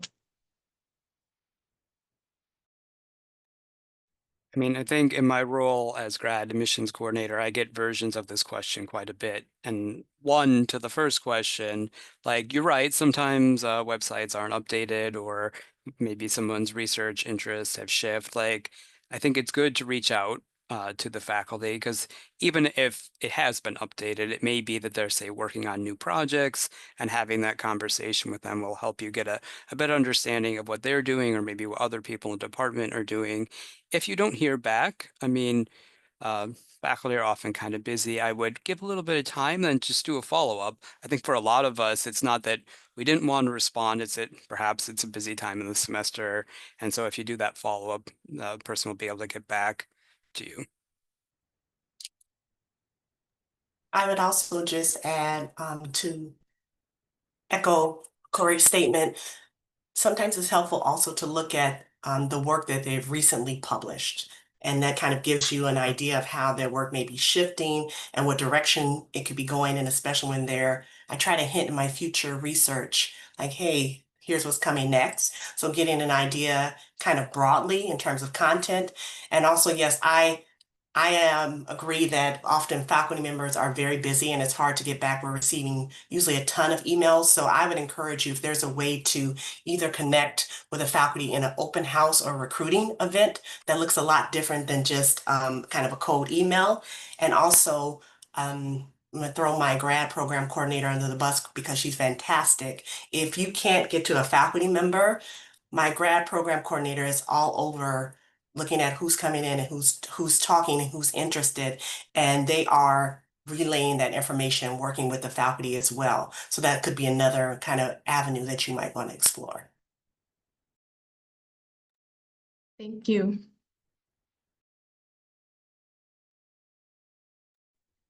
Okay, I want to say thank you to our panelists for spending time and sharing your insights with all of our participants. I know that I see some hands raised with questions, and we're going to move on to our breakout sessions right now so that people can talk to individual institutions and get more information that way. But Logan and I will stay out in the main room in case people have general questions that we can answer. So for the next 20 minutes or so, we'll open up the breakout rooms for each institution. So in a minute, you'll see them pop up, and they're organized in alphabetical order. Feel free to visit with multiple programs as you have time. to do so, and yeah, ask questions and get the information that you're looking for. So without further ado, let me open up those rooms. And you should be able to join anyone that you choose.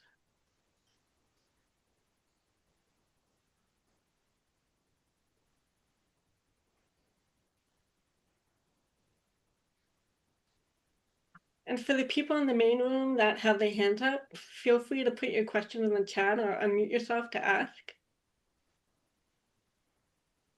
Oh, thank you very much.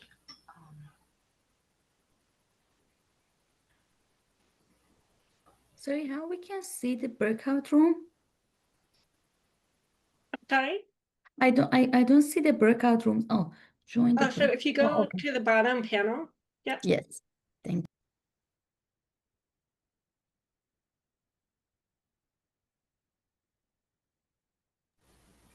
If I had a general question about publication, like should I ask here or should I go to the breakout room? I'm so sorry, can you repeat that? If I had a general question about publication, should I go to a break room or should I ask here? If it's a general question about engineering education programs and just overall, I'm happy to try to answer it. Or if you go to any one of the breakout sessions, they should be able to answer the question as well. So it's really up to you. Okay, thank you very much. I have a question like so I wonder like if for PhD like if publication is important like even if it's in review like and I have many conference presentations but like I wonder like if any like publication is really important like even if it's just in under review or like is it much better than any conference presentation? Yeah, that's a great question. So I don't think that it's necessary to have publications coming into your graduate school program. I think that it definitely is an indicator that you have some research experience, that you're motivated, that you have initiative in terms of doing research. So these are all good indicators. And so even if they're not necessarily related to engineering education, I definitely share them. But for those that don't have that same kind of experience, that's perfectly okay. We're looking not just for experience, but the potential to to succeed and do well in this area. So there are other indicators than just conference presentations and papers and whatnot. Hopefully that answered your question. Yeah, thank you very much. And I also like when I like contact any other professor, like then would it be better to just attach just my CV or resume only just simply rather than attaching my writing sample, just one writing sample? I think that like is it more normal to just attach the CV only rather than attaching writing? I think so. Here's my take, and I'm happy to have other faculty who are still in the general room weigh in. So, on one hand, things like your CV and your writing samples should be included in your application, but not every faculty member might see every application. And so if you think that there's something about your writing sample and CV that shows strong alignment with a particular faculty member, I would go ahead and share that with the faculty member and explain why you're sharing it with them so that it sort of cuts through all the noise in their inbox and they can kind of say like, oh, this is someone who we have overlap and I can see their writing and then they might be able to actually advocate for your admission. Oh, I see.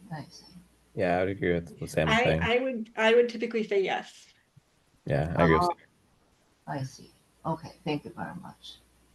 Yeah, I mean the other thing is like I don't think it hurts to include it, and like because just because you included it doesn't necessarily mean that someone's gonna open all the attachments. So if you, especially if it's clear like why you're including a writing sample, yeah, my default would be to say to include it. And to your second question, I do think it's probably 50, well, no. So I'd say it's 50-50. So maybe half the time students will include a CV in their emails to faculty members, or at least the ones that I get. And then maybe of those, it's a much smaller portion that actually include a writing sample as well. So if anything, maybe sometimes it can be a way to stand out. But Yeah. I heard sometimes like it would look kind of not normal, kind of burdensome. So I I heard it's not that recommendable from just my friend who went to MIT. So I was not sure. Yeah. So yeah.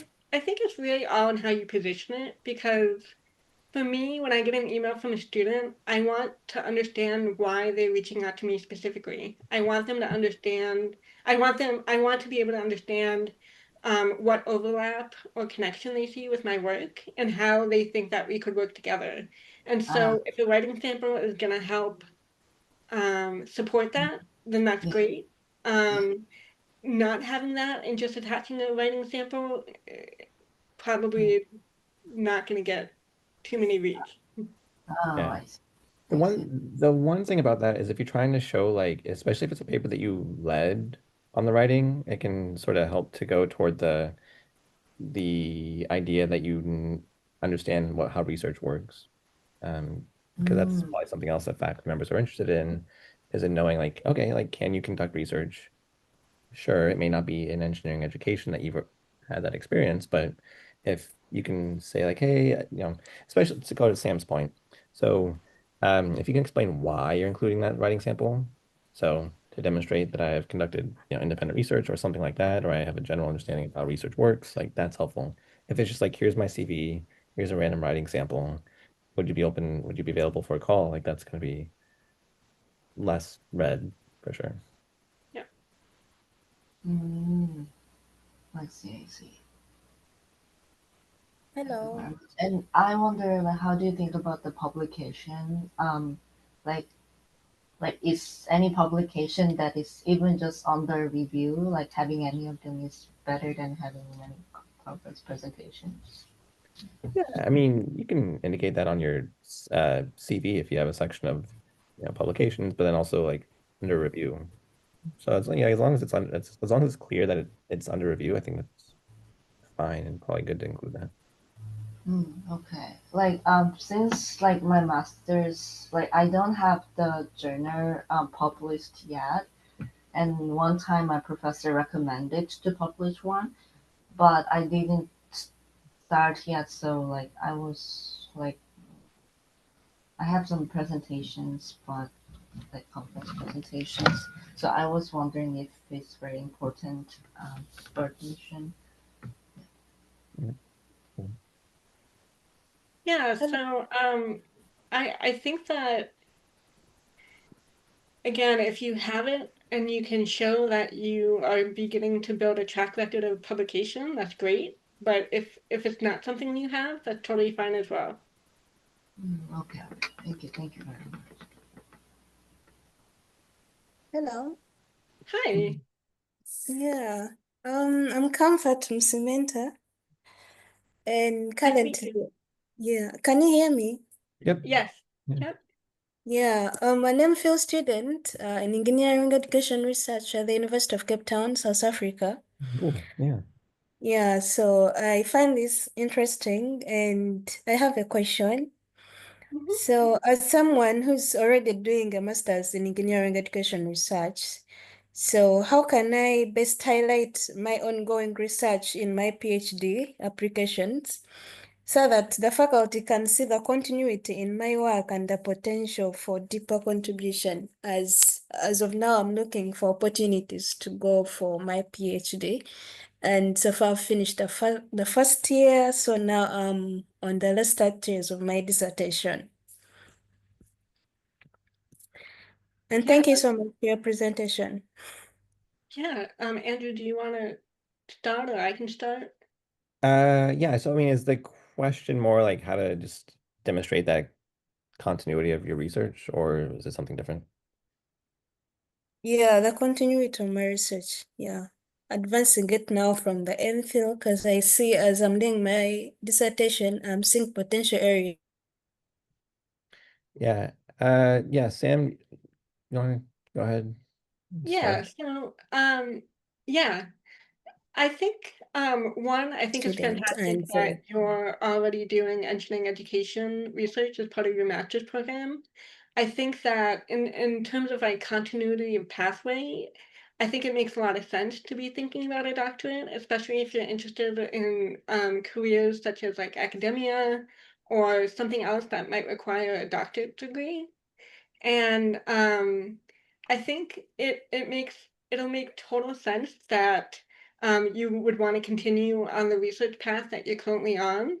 And I think for me as a faculty member, I might be looking for sort of like the evolution of your research questions and your research interests. So based on what you're currently doing, how is that motivating you or giving you a curiosity about what to study next and where you would want to take that in your doctoral program to extend beyond what you're currently doing in your master's program.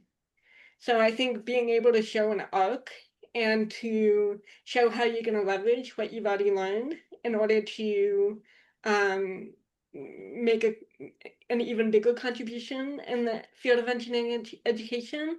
I think that's the kind of things that I would be looking for if I knew that someone was coming in already with some experience. Is that helpful? Very, very helpful. Because what I'm doing now is more on student success because I'm looking at problem solving and I'm interested in internship programs whereby this is the period when students get interface with industry. And how do we produce graduates that are holistic with the required skills that the industry is looking out for? Yeah. Yeah, that's a great question. And there's lots of different directions and different angles that you can take with a question like that. So I think that it would make perfect sense to be thinking about how to build on what you're already doing or even take it in a slightly different direction.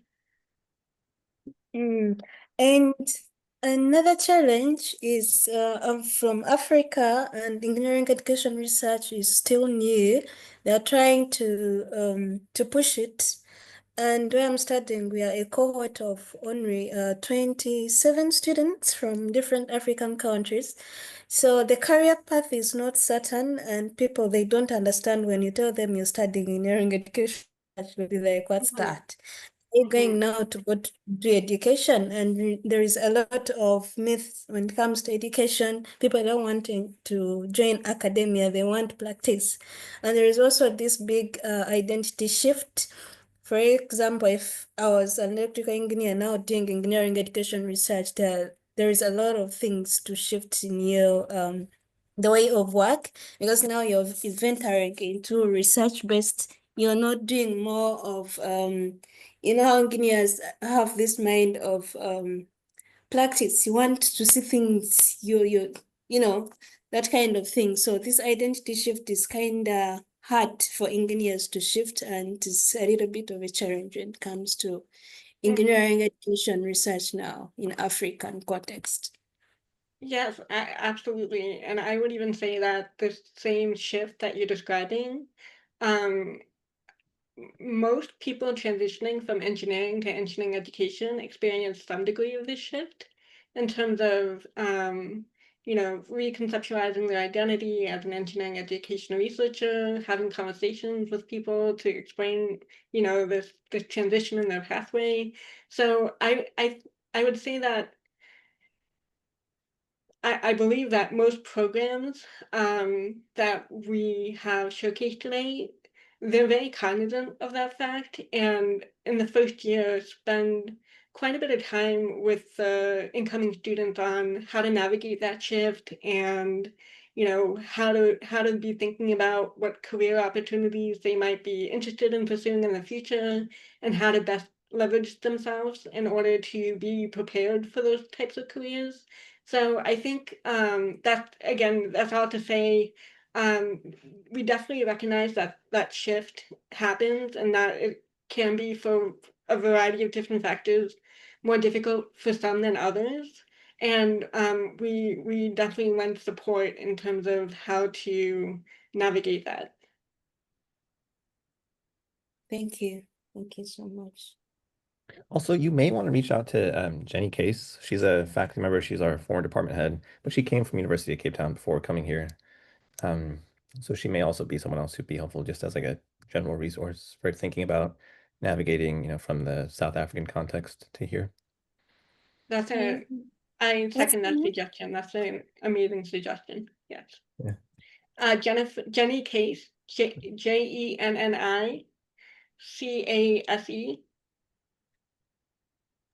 And we can put it in the chat too. Yeah, I'm putting the link to her faculty page in the chat. Thanks, Andrew. Yeah, thanks, Sam.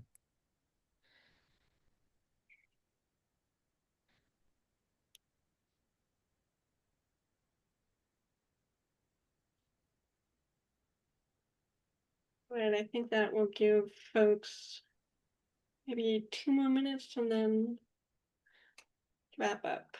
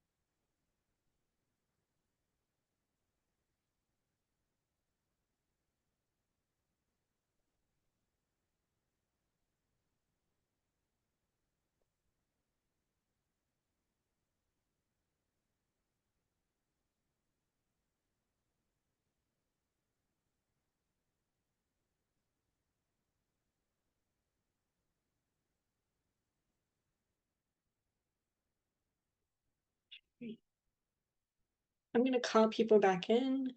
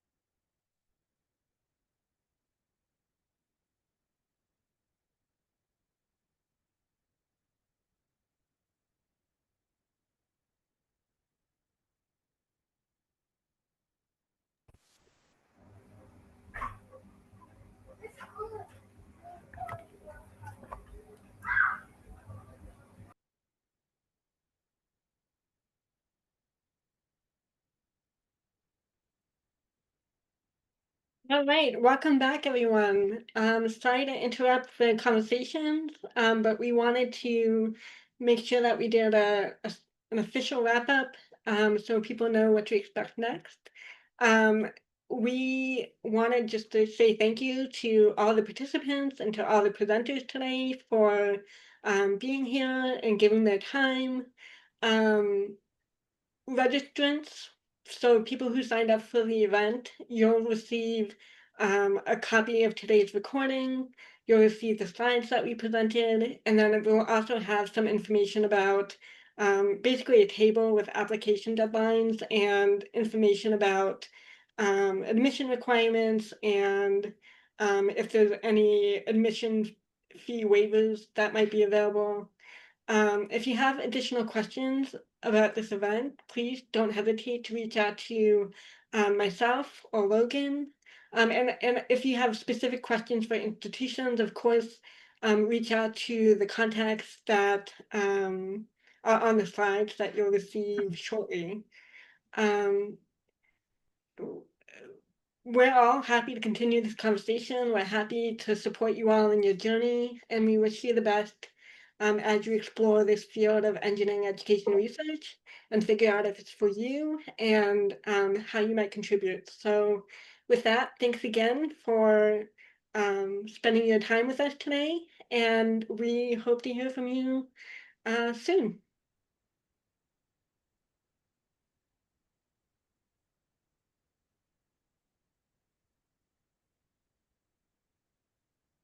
Thank you so much. Yeah, thank you. Thank you, Sam. Thank you, everyone. Thank you.